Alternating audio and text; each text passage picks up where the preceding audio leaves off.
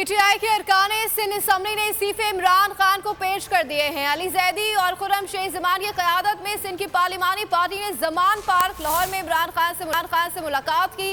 Opposition leader haleem Adil Sheikh भी मौजूद थे। राजा अजहर ने इमरान खान को सिंधी टोपी और अजरक का तोहफा पेश किया।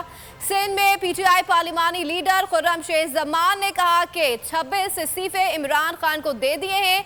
सिंध में अगली हुकूमत हमारी बनेगी। हलीम आदिल शेख बोले कि निशिस्ते अमानत है, एमपीएज इमरान खान के सिपाही हैं। निजाम में नहीं चलना चाहते, हम इस ईवान में नहीं रहना चाहते। हम अपने इस्तीफे खान साहब को देकर आ चुके हैं। इंशाअल्लाह इमरान खान साहब सेहतयाब होकर सिंध के अवाम को जरदारी माफिया से, इसकी बादशाहत से निजात दिलाने के लिए आ रहे हैं। समझता हूँ आपकी बात जायज है। इंशाअल्लाह अगली दफा आएंगे 2/3 अक्सरियत से आएंगे। सिंध से जितने भी ताल्लुक रखने वाले एमपीएस थे वो सब आज खान साहब के साथ खड़े हुए हैं। सिंध के अंदर हुकूमत पाकिस्तान तहरीक इंसाफ आने वाले इलेक्शंस में अपनी बनाएगी।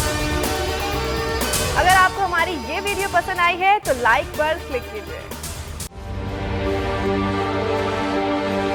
देखें, ये तो उनकी वालदा से इंशाल्लाह कराएंगे। अभी जो मुल्क की सूरत हाल है वो आपके सामने है।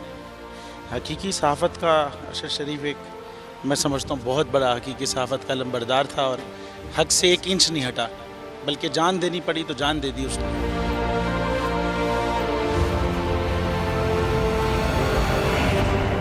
तो ये यादगार क्या हमारे दिलों में रहता है। ये तो सिर्फ एक दस्तक देती रहेगी यादगार। मैं समझता हूँ कि जो रुके तो कोहे गिरा थे हम, जो चले तो जहाँ से गुजर गए, रहे यार हमने कदम कदम तुझे यादगार बना दिया। ये अरशद शरीफ के लिए मेरे ख्याल में लिखा गया है।